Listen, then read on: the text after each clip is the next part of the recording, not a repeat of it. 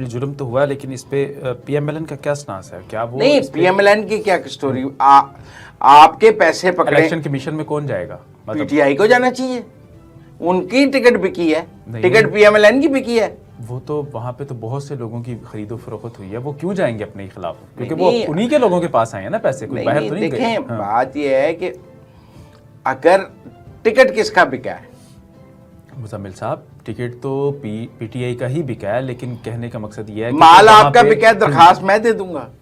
اچھا، مال آپ کا ناجائز بک گیا ہے. جو وہاں پہ ان کے کینڈیڈیٹ ہیں وہ اس بنیاد پہ جا سکتے ہیں نا عدالت میں، الیکشن دیکھیں کمیشن کے وہ پاس. جا سکتے ہیں، یا پی ٹی آئی کی تنظیم جا سکتی ہے، یا عمران خان جا سکتے ہیں کہ ثاقب نثار صاحب نے میرے ٹکٹ کے پیسے لے لیے ہیں. تو یہ میرا مطلب ہے ان کا ان ہاؤس معاملہ ہے. عمران خان صاحب اگر شفاف، ایماندار، کرپشن سے پاک سیاستدان ہیں اور انہوں نے اس ملک کو چوروں سے پاک کرنا ہے، کرپشن سے پاک کرنا ہے، تو انہیں ثاقب نثار کے خلاف الیکشن کمیشن میں درخواست دینی چاہیے. کیوں نہیں دے رہے؟ جب اگر وہ علی حیدر گیلانی کے خلاف درخواست دے سکتے ہیں کہ آڈیو آ گئی ہے، تو اس آڈیو پہ وہ ثاقب نثار کے بیٹے کے خلاف کیوں نہیں درخواست دے رہے؟ آپ میری بات سمجھیں نا. ہمارا جو انصاف ہے وہ یکساں نظام انصاف ہے نا.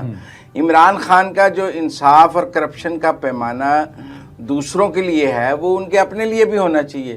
کہ ثاقب نثار کا بیٹا کرپشن کرے تو وہ عمران خان کے نزدیک جرم نہیں ہے، اور کسی اور کا بیٹا کرے تو وہ جرم ہے. میں یہ کہہ رہا ہوں کہ عمران خان کی جدوجہد جو ہے وہ کرپشن سے پاک پاکستان کی ہے.